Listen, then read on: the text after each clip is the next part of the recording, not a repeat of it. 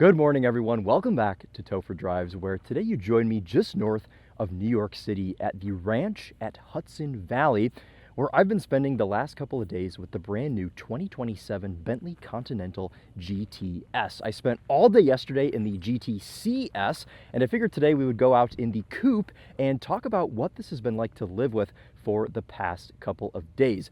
As I said, I've been here at this ranch, which has some crazy lore. It was built around 1900 by J.P. Morgan as a wedding gift for his daughter, and lots of other things between then and now, but it is now sort of a health retreat, which means they don't have brown food. It's lots of arugula and pita bread and hummus and things, all of which is delicious, but I need some proper greasy deliciousness to cap my trip here in New York. So I figured on today's Living with video, we would go in search of a diner or something to show you what this is like to daily drive. Now, I mentioned this is the new S model, and the easiest way to describe this car is the base model, which is so funny to say for a Bentley, with the Speed chassis. So under the hood, we have the 4-liter twin turbocharged V8 with an electric motor with a 25.9 kilowatt hour battery. All of that combined, 671 horsepower, 686 pound-feet of torque. That is all fed through an 8-speed dual clutch, or PDK from a Porsche Panamera if you want to get real technical. And of course, this is all-wheel drive. Now, it offers a lot more than that because, as I mentioned, the S, as you can see the little S badge here on the fender, means we have the Speed chassis. So twin-tube shocks, rear-wheel steering, electronic limited-slip rear differential. This has launch control. It has a special sports exhaust, and lots of little black bits on the outside as well. Special finish on our wheels with the floating center caps. We love to see that as an option on these cars. We've got special dark taillights, black Bentley badges, lots of dark accents that go all around this. Now, not a huge premium for the S. It's only about 10 grand more than the base car, which means it only starts at $292,000. This one as spec today in its beautiful Thunder over Market Tan and Beluga interior comes in at about 340 grand. And of course, we'll have that spec down in the description for you. But I figured we would just poke around this a little bit more. I've got some extra time today before my flight leaves around 4 o'clock. So I kind of have all day here in New York so we can experience this Bentley a little bit more. I've parked it here because it looks like we're in England, literally, with this resort behind us. Bentley has brought England to New York. But also, I've noticed on this little gravel path, it shows off this active chassis, this air suspension that we have on this car, because it's very lifted over here on this side. You saw it was sitting a bit lower on the driver's side.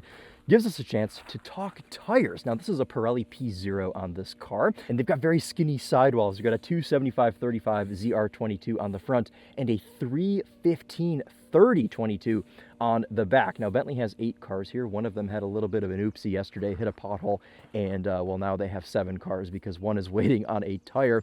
But it's super cool actually to be here. I'm part of a super small group. There's like 16 of us total that are driving this car for the first time in the US. So thanks to Bentley for having me out. And also pretty cool that the first 2027 car that I've driven is a Bentley. Last year it was, I think, a Genesis. In 2026, the GV70. So we still got the wings, but we're moving up a bit.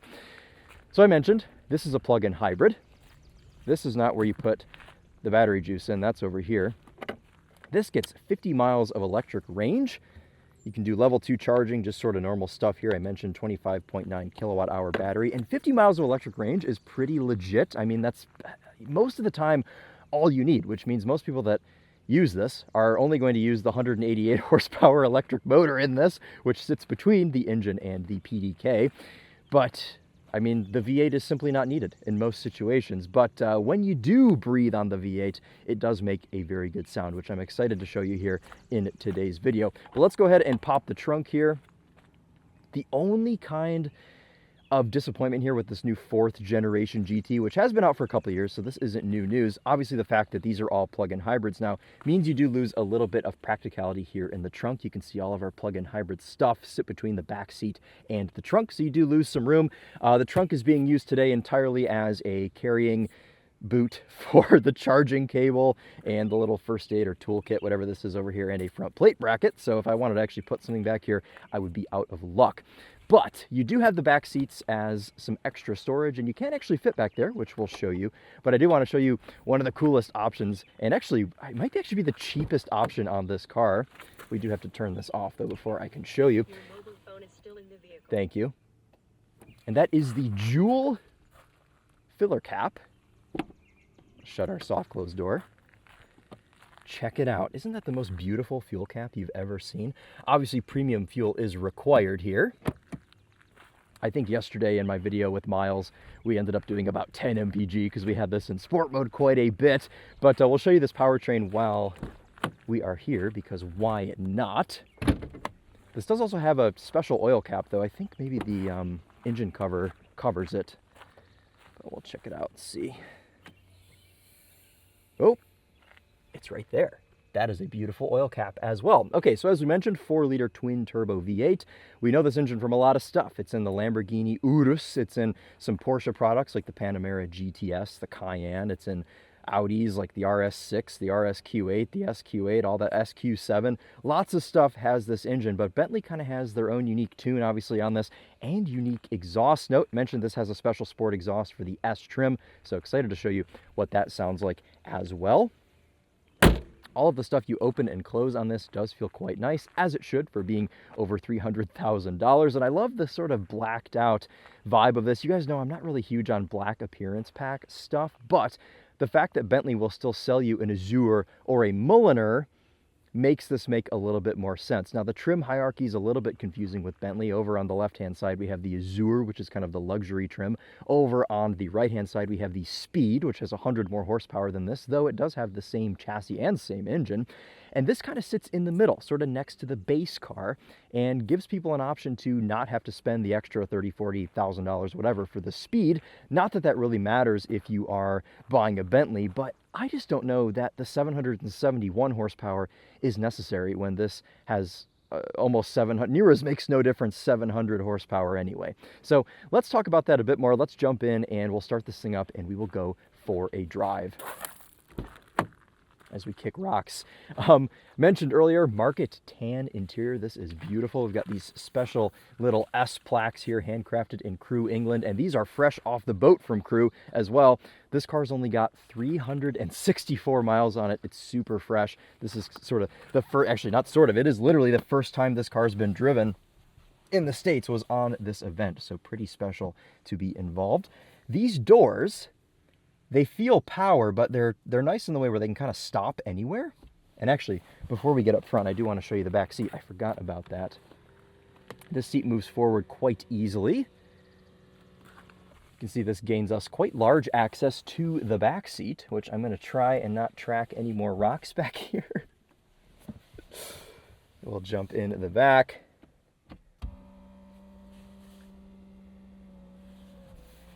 And you know, I'm not as crushed as I thought I would be, and I'm more so limited in legroom than I am headroom. Even though this is the swooping coupe design, you know, you do actually have okay headroom back here. Obviously no sort of pass-through because all of our hybrid stuff lives there, but we do have some cup holders and some USB-C ports and just a sort of regular 12-volt outlet if you want to plug your radar detector in the back seat, I guess. But not a horrible place to be, I think, for a short trip, especially like if you got kids, you could put them back here, or just short, small friends. You could do that too. And these windows do roll down for a pillarless coupe experience, which I absolutely adore. So the S gets some special touches inside as well. We have Alcantara, or Dynamica as they call it, on the steering wheel and in the center of the seats. This one's got the two-tone interior with some Beluga, which is quite subtle, and then we have the Beluga stitching on this as well. I love that we have the tan Dynamica headliner. Just the solid color interiors really do it for me. The GTC I was driving yesterday was all red, which was pretty cool, but man, there's something so classy about a nice gray exterior with a tan interior. It just suits the vibe of this car so well. So let's use this soft close door.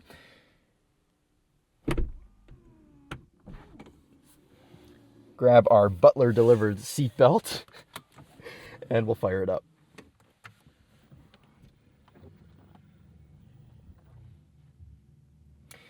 No bings and bongs because I put my seatbelt on before it had a chance. But you guys saw this screen flip around, which was one of the coolest things in the interior of this Bentley.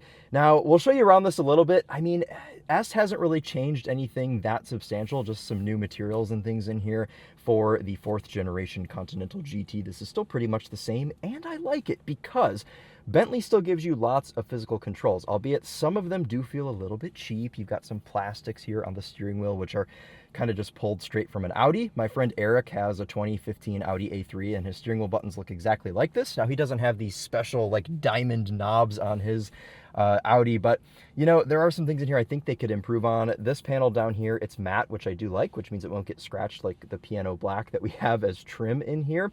But, you know, just hitting some of these buttons, not saying they feel bad, but they feel exactly the same as an Audi, which is like a quarter of the price of this car. So maybe some like metal buttons or something would be nice. Otherwise though, as far as storage, you've got 2 cup holders, one of which has a nice Fiji water that Bentley has given me. Thank you so much. And then this console opens up also sort of in a very Audi fashion, the way it opens and also the way that there's just nowhere to put anything inside. You've got a wireless charger and just enough room for my AirPods, which are charging in here because I didn't bring a lightning cable, and I forgot my big noise-canceling headphones, which means I had to dig these out of my backpack and have had to use those on the plane, but they need to be charged so I can listen to them on the plane. So the Bentley is helping me in that respect today as well. So as you noticed, when we started this up, it started in EV mode because that is what this will default to, though luckily, it's very easy to engage the 4-liter V8 with the turn of the knob to the left.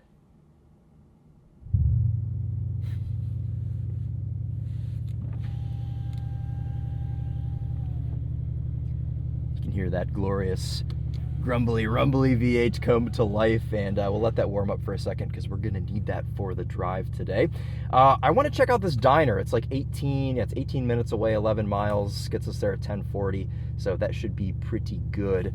Yeah, I think that'll be just about it. Kind of a short living with video today because I am a bit limited on time, but we'll be able to kind of put this thing through its paces, I hope. I mean, I'm not from here, so I hope we'll have some good roads on the way.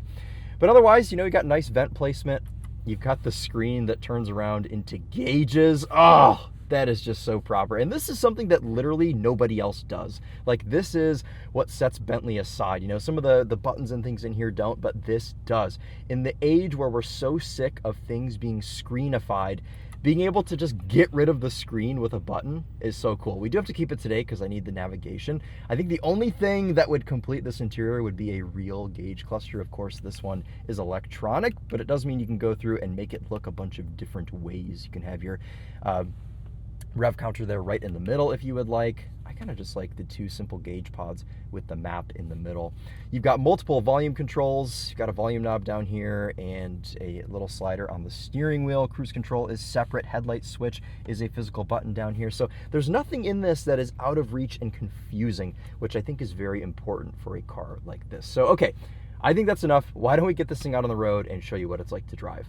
And we do that by touching the only thing in here that I don't super love touching, and that is the shifter. Now you press down on the Bentley B, push it forward to go into reverse, and to give Bentley some credit, they have made this feel a little bit better for 2027. The last Bentley I drove, I think it was a 25, maybe a 26, and the shifter just felt a little cheap and toyish. This one does feel a little bit better. But I would maybe like to see a little bit nicer shifter as well. Into reverse, 360 and reverse cameras, both very high quality. Into drive, that will pull up the front camera, which we may need today for this little road out of here. We're actually going to put this back into Bentley mode because I want to drive out of here in EV mode.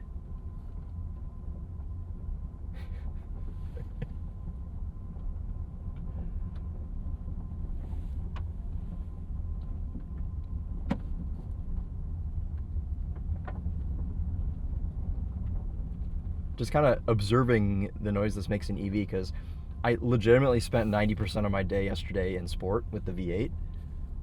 And I do kind of want to see what this is like to live with in EV mode some. But I feel like I'm on an escape road right now, fleeing a castle. I've kidnapped the princess. This is just the most British thing ever.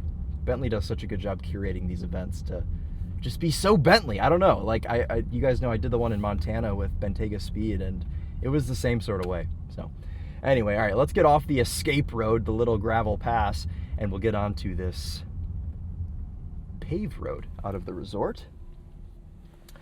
Visibility is okay. Obviously the B pillar there impeding vision a little bit. But for a company that has just sort of recently introduced electrification, all of the inputs when you're in EV mode are quite nice, and they feel very sort of Audi and Porsche, which is a good thing, because I think as far as like tuning and calibration goes, it's smart of Bentley to kind of give the reins to some of the German partners. Not saying that they, I don't have proof that they've done this, but it feels very German in that way, which is a good thing. Obviously, it's whisper quiet in this interior as well.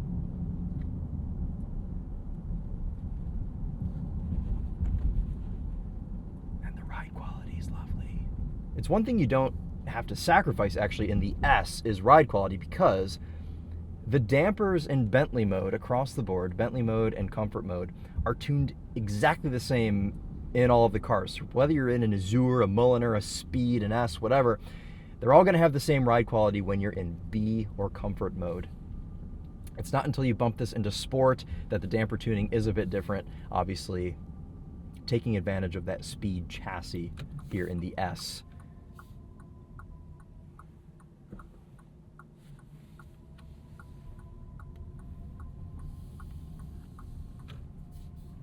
So we'll take a left. Why don't we put this back into sport, because I do just want to use the V8.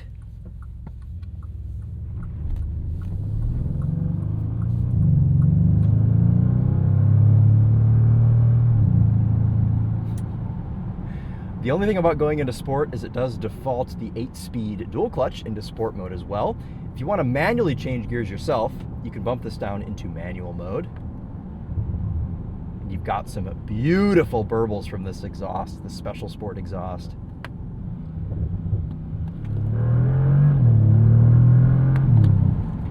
And this thing means the business. I know we're downhill right now, and that's obviously helping the case of this car. But 671 horsepower is nothing to scoff at, as I suspect a British person would say. But this thing is pretty insane, moving 5,400 pounds like this.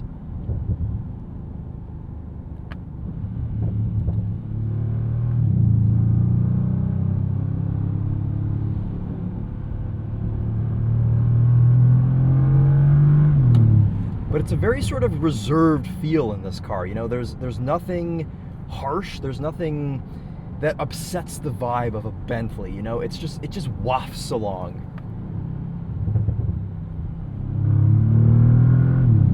The gear changes from this PDK are absolutely lovely. They're so smooth. The only thing that's a little bit of a bummer is, unlike the ZF torque converter automatic that the non-hybrid cars had, you don't get the little farts between gears. Also, are we in New Jersey now?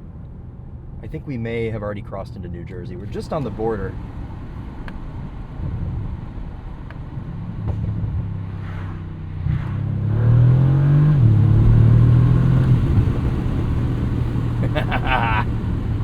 It's so quick, this car.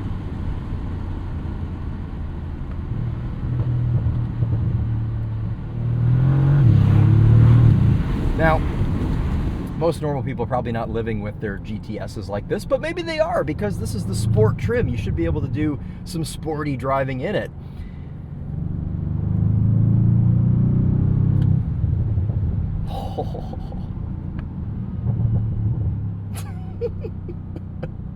I do love spamming the controls in this car.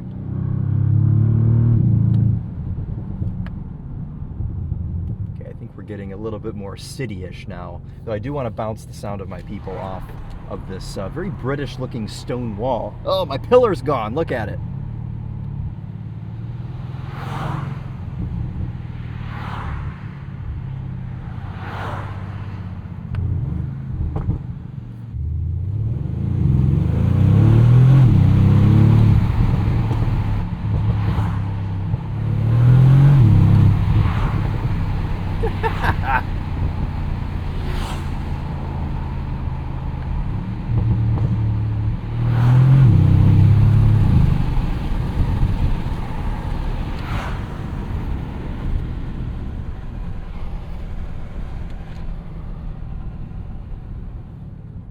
back to serenity.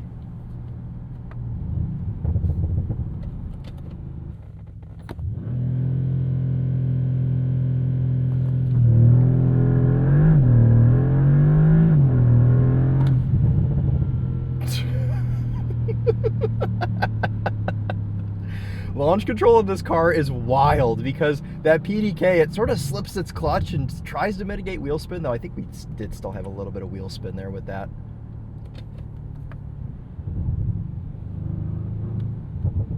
This is how everybody lives with their Bentleys, right? We're trying to be as realistic as possible here. All the sort of housewives in Palm Beach, Florida, they get in, they immediately put it in sport, put the gearbox into manual.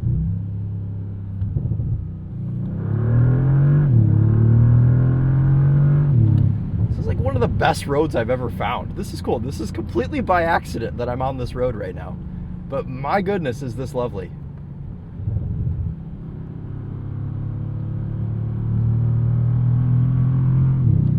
These roads are a little bit greasy, so we're being easy on her. 5,400 pounds is still 5,400 pounds. Especially when you've got the Rosers coming the other way. I think that was a fake cop, though. Just love the gruntiness of this powertrain. Straight up country music coming out of this exhaust right now. It's like, how can I not have the windows down a little bit?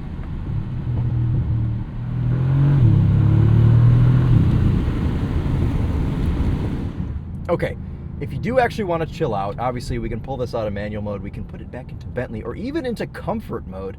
That will immediately kill the V8 and put us into EV drive. Now I mentioned you got 188 horsepower here, which means it can still drive pretty normally when you're in EV mode. And we'll actually show you what this is like off the line in EV. Why not? When you're just going full chat, especially since we're going to be joining a bit of a convoy, it looks like. We've still got 9 minutes left on the journey.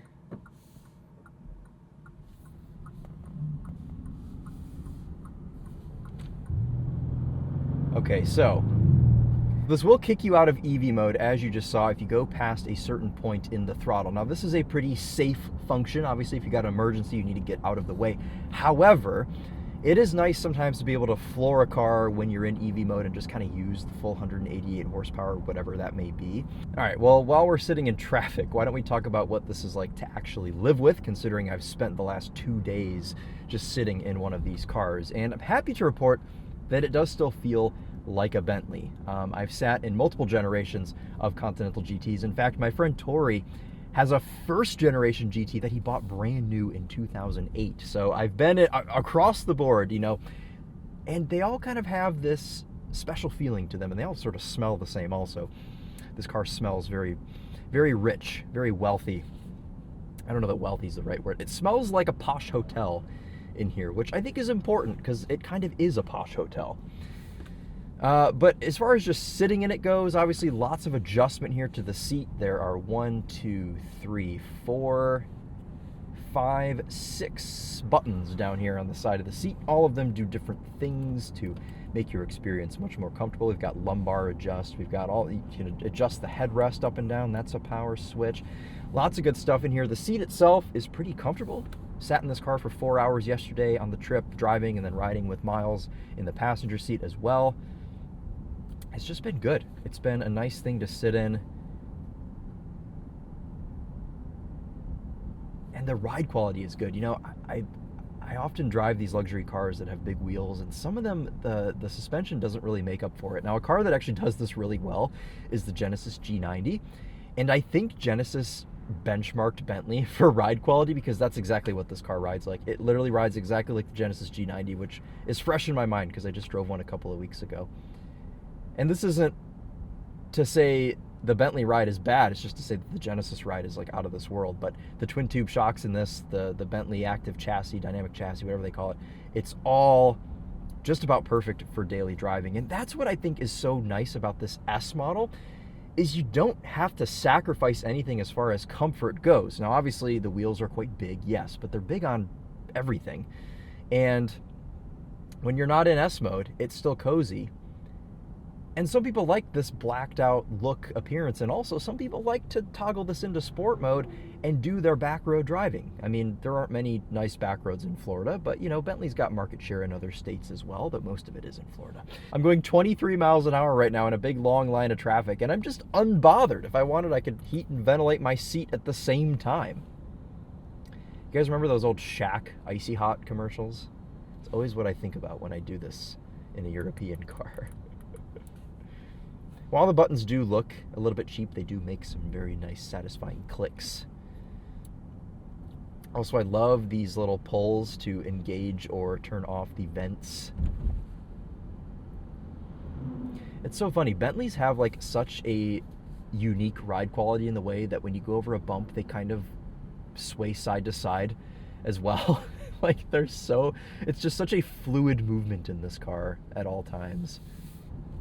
I think we're in a really cool technological era right now for these like sport coupes and performance cars. Also, look at this regen right now. The car is regenning. My foot's not on the brake. We're going downhill. It's taking care of all of this for me. We're in a cool era right now for these cars because they are genuinely so usable as plug-in hybrids. We just saw this in the Mercedes E53. We see this in the new BMW M5. A lot of these high-performance luxury cars are introducing this plug-in hybrid aspect, and it just makes so much sense because you get the power boost, you get the added practicality, and if you're somebody that's married or dating or whatever, somebody that's really not into cars, you know, it's nice for them to be able to just go out and drive these like they're normal cars. And it's such a quiet, serene, cozy experience in EV mode that it feels regular in a good way. So we've got 2 miles on here. Should we look at some gauges? Oh, yes. I should have had the gauges up when we were in sport mode because that would have given us the full experience, but my goodness. Okay, actually, gauges aside, why don't we test out this Bang & Olufsen sound system, the mid-grade system here for the GTS. Beautiful volume knob right here. I think this should be tuned. I haven't checked this. Okay, we're going to recenter all of this. There we go.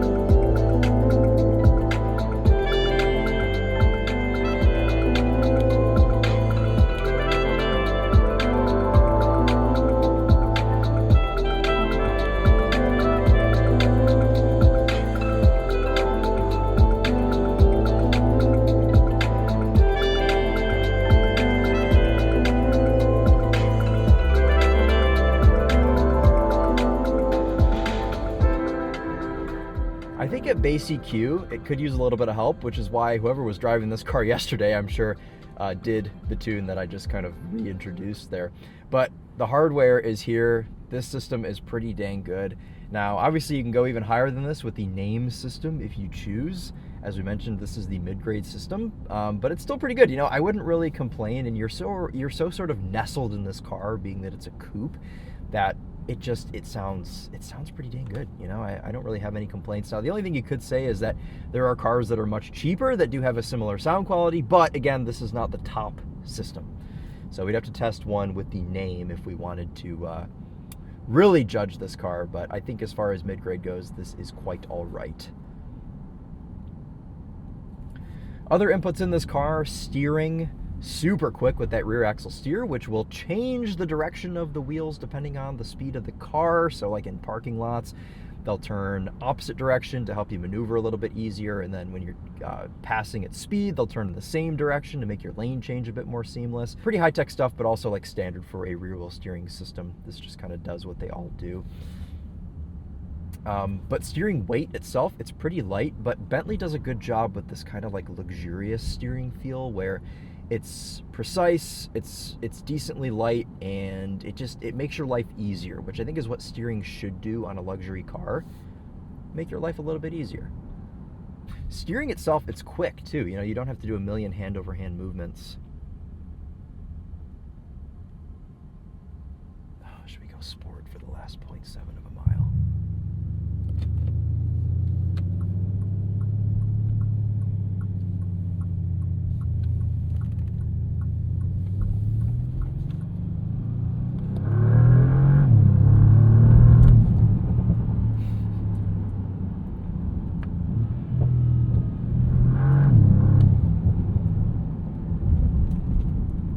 Seriously love the way that this car is tuned. I mean, just about every aspect, it makes sense as the Grand Touring coupe that it's supposed to be. It's comfortable most of the time. It goes like a bat out of hell when you put it into sport, but it doesn't sacrifice anything that would like sway anybody from buying this car. Like, there are so many other manufacturers that make these like sport trims of cars that just end up being too harsh.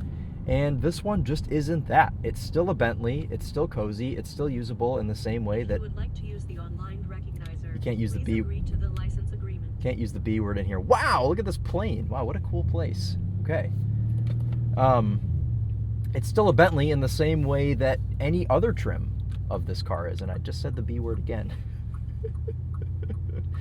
Anyway, let's get this parked up, and well, this will be a wrap on this video. I don't know is this a living with, or is this just like a morning commute? I'm not really sure, but I'm just thinking of Tedward right now because he would just be obsessed with this place. Airplanes everywhere, diner, airplanes and food. We're calling Tedward's name with today's video. But that's it. That's going to be a wrap on this one. I hope you guys have enjoyed, and maybe someday we'll have one of these cars back at home. But for the time being, we're doing some abbreviated videos with this car out in New York today. But thank you so much for watching. Thanks for hanging out with me in this car. And I guess that's it. That's going to wrap it up. We'll shut this thing off. We'll actually show you what the key looks like too. It's quite a pretty key. Bentley does really nice keys. You've kind of got this little material in here that matches everything else. All the edges of your knobs, they have like this diamond plating on them. Your mobile phone is still in the vehicle. And this is easy access, comfort access. Getting in and out, which honestly, ingress and egress is okay in this car. Obviously, it does sit somewhat low down, but you're not sitting on the ground like you would in something like a Porsche 911.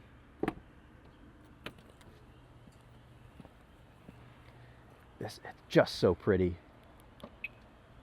That's another thing. I mean, the overall design of this car is just gorgeous. Like, it's still so recognizable as a Bentley. And you know what? The Continental GT is one of the very few cars that I think has gotten better looking with every generation. The first gen, second gen, quite pretty, third gen, drop dead gorgeous, and this sort of adds these little eyelashes for the fourth gen, these little swoopy headlights, and my goodness, is this a stunner. You know, Bentley, they know what they're doing when it comes to design, and well, it's working out for them. So that's it. That's going to be a wrap here on this new 2027 Bentley Continental GT S in Thunder Metallic. I think it looks just the proper business. And I like spinning the little bees on the wheels, but that's it. Thank you guys so much for watching. I'm going to go check out this airport diner. Look at this place. We don't have anything like this in Michigan. Finding some gems in New York. But that's it. Thank you guys so much for watching. If you have any questions, please let me know. But otherwise, we will see you in the next video. Take care.